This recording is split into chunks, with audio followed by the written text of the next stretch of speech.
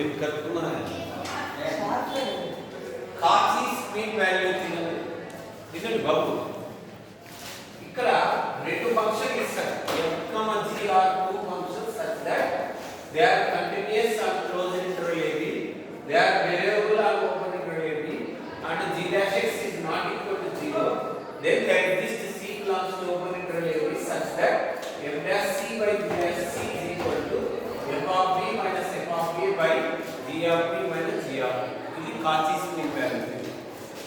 Proof వచ్చే లోపల పై అనే ఫంక్షన్ ని f of x plus k g of x గా డిఫైన్ చేసుకోండి. అదే లాగ్రాంజ్ థియరంలో అయితే kx అంటారు, ఇక్కడ k g of x where phi of a is equal to phi of b in this. So same as it is. అర్థమైందా? ఇంకా ఓకేనా? Same Lagrange theorem లాగానే ఉంది. డౌట్ ఏదైనా వస్తే అడగండి. Any doubt? చాలండి అమ్మా.